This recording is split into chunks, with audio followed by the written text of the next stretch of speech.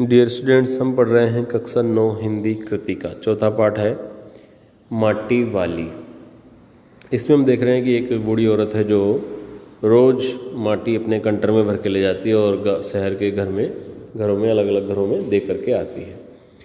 उसी में हमने अंतिम कक्षा में देखा था कि वो यहाँ तक पढ़ लिया था और उसमें बताया था कि वो एक ठाकुर की ज़मीन का टुकड़ा है जिस पर झोपड़ी बना के रहती है, अर्थात वो ज़मीन भी उसकी नहीं है, वो झोपड़ी भी उसकी नहीं है, वो ठाकुर ने उसको रहने के लिए दे रखी है। उसके बदले में उसको ठाकुर के यहाँ बेगार करनी पड़ती है। अब उससे आगे हम लोग पढ़ने वाले हैं, तो देखिएगा।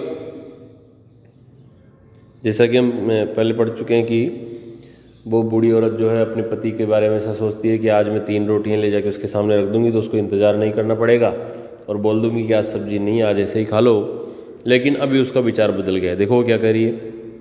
नहीं, आज वह एक गठरी में बदल गए, अपने बुढ़े को कोरी रोटियां नहीं देगी। गठरी में बदल गया अर्थात बूढ़ा बहुत ही ज़्यादा कमज़ोर हो गया है, निशक्त हो गया है और ऐसे सिकुड़ करके लेटा हुआ से रहता है, तो ऐसा लगता है कि कोई कपड़ों की गठरी, कोई कपड़ों का गट्ठर पोटली बंध के रखी हुई होगी।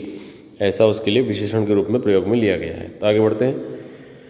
माटी बेचने से हुई आमदनी से उसने 1 पाव प्याज खरीद लिया था। 1 पाव मतलब 250 ग्राम। प्याज को कूट कर वह उन्हें जल्दी जल्दी तल लेगी।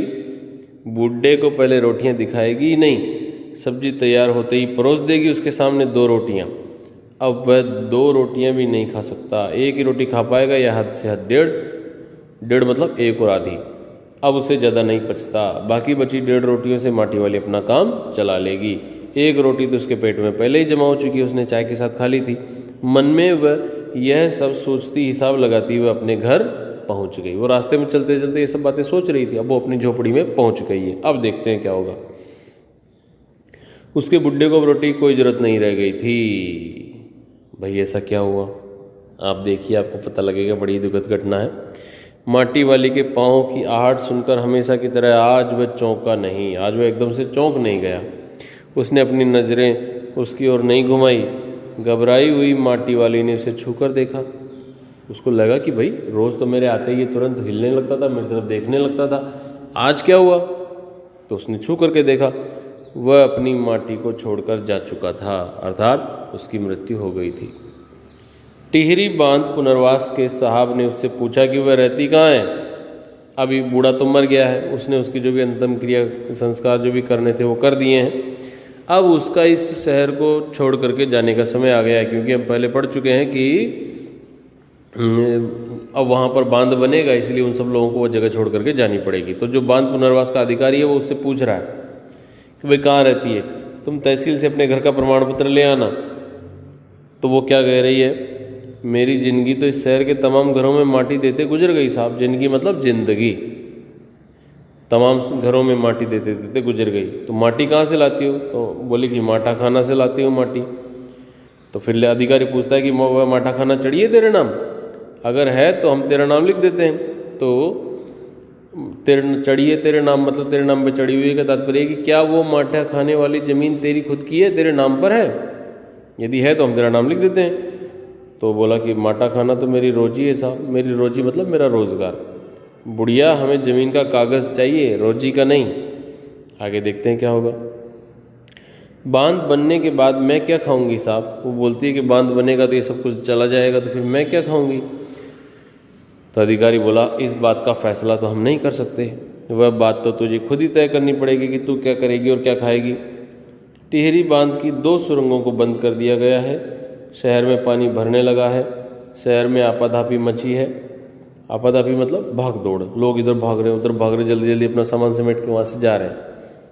शहरवासी अपने घरों को छोड़कर वहाँ से भागने लगे हैं। पानी भर जाने से सबसे पहले कुल शमशान डूब गए हैं। शायद जो शमशान थे वो डूब गए पानी में। माटी वाली अपनी झोपड़ी के बाहर बैठी है। गांव के हराने जाने वाले से एक ही बात कहती जा रही है, गरीब आदमी का शमशान नहीं उजड़ना चाहिए, अर्थात गरीब आदमी को कम से कम मरने के लिए तो जगह मिलनी ही चाहिए, क्योंकि उस बेचारे के पास में कोई ज़मीन आदि नहीं है। तो प्यारे बच्चों, ये था आपका पाठ। अब इसके प्रश्न देख लेते हैं हम लोग। इसमें 8 प्रश्न हैं, एक एक करके देखेंगे हम सबको। शहरवासी सिर्फ माटी वाली को ही नहीं उसके कंटर को भी अच्छी तरह पहचानते हैं। आपकी समझ से वे कौन से कारण रहे होंगे जिनके रहते माटी वाली को सब पहचानते थे? तो पाठ में भी बताया गया और मैं इसको उत्तर बता देता हूँ। शहर के सभी लोग माटी वाली को इसलिए जानते हैं क्योंकि माटी वाली जो माटी लाती है, मिट्टी लाती है, उसी से उनके घरों में रोज चूल्हा और चौका लीपा जाता है और उसके बाद में उनके यहाँ खाना बनता है। यदि वो माटी न लाए तो उनके यहाँ खाना न बने। इसी वजह से माटी वाली की काफ़ी इम्पोर्टेंस है, उसका बहुत महत्व है और इसी वजह से लोग उसको जानते हैं। दूसरा प्रश्न, माटी वाली के पास अपने अच्छे या बुरे भाग्य के बारे में ज़्यादा सोचने का समय क्यों नहीं था? क्योंकि उसका पूरा समय सुबह से लेकर के शाम तक का समय माटा खाने में जाकर के माटी खोदने और उसको कंटर में भरने और उसके बाद में शहर के अलग अलग घरों में देने में ही पूरा दिन निकल जाता था। उसके पास कोई समय नहीं बचता था। इसीलिए कहा गया कि उसके पास अपने अच्छे या बुरे भाग्य के बारे में सोचने का समय ही नहीं था। तीसरा प्रश्न, भूख मीठी कि भोजन मीठा से क्या अभिप्राय है? इस पंक्ति से यह अभिप्राय है कि हमारी जो भूख है वो मीठी होती है, अर्थात हमें भूख लगी हुई होती है तो हमें भोजन मीठा लगता है। भोजन कभी भी मीठा या कड़वा नहीं होता है, भोजन तो भोजन होता है। उसकी इम्पोर्टेंस, उसका महत्व तब बढ़ जाता है जब हमें भूख लगी हो। यदि हमें भूख नहीं लगी हुई है तो कितना ही अच्छा भोजन हमारे सामने रख दिया जाए वो भी हमें खाने की इच्छा नहीं होगी। आगे बढ़ते हैं चौथे प्रश्न की तरफ। पुरखों की गाड़ी कमाई से हासिल की गई चीज़ों को हराम के भाव बेचने को मेरा दिल गवाही नहीं देता। मालकिन के इस कथन के आलोक में विरासत के बारे में आपके अपने विचार व्यक्त कीजिए। तो इसमें आपको अपने स्वयं के विचार व्यक्त करने हैं, फिर भी मैं मेरी तरफ से इसका उत्तर बता देता हूँ। मालकिन ने जो ये कथन कहा है कि हमारे पूर्वजों ने बड़ी मेहनत से कमा करके पैसा और ये सामान इकट्ठा किया है और इसको मैं ऐसे बेच नहीं सकती। इस संबंध में जो मालकिन का कथन है उसमें विरासत के बारे में जो विचार है वो ये है कि मालकिन ने जो कहा है वो बिल्कुल सही है, क्योंकि उन्होंने बहुत ही ज़्यादा मेहनत की होगी, कठिन परिश्रम किया होगा, जाने कैसी कैसी परिस्थितियों में उन्होंने काम किया होगा, तब जाकर के उनको थोड़े पैसे मिले होंगे, उनमें से पैसे बचाए होंगे और उनसे ये चीज़ें उन्होंने खरीदी होंगी। तो ऐसे में हमें उस विरासत को बहुत ही अधिक सार संभाल के साथ में रखना चाहिए, उनको औने पौने दामों में बेचना नहीं चाहिए। पांचवा प्रश्न देखिए, माटी वाली का रोटियों का इस तरह हिसाब लगाना उसकी किस मजबूरी को प्रकट करता है? रोटियों का इस तरह से हिसाब लगाना उसकी मजबूरी को प्रकट करता है कि उसके पास में इतनी रोटियां हैं, उससे ज़्यादा रोटियां उसके पास में नहीं है और इसीलिए उसको हिसाब किताब लगा करके चलना पड़ता है। कि जैसे सबसे पहले उसको 2 रोटियां मिली तो उसने 1 रख ली और 1 खा ली, कि यदि आगे रोटी ना मिली तो वो 1 रोटी उसने खा ली है तो उसका काम हो गया, वो बची हुई 1 रोटी अपने पति को दे देगी।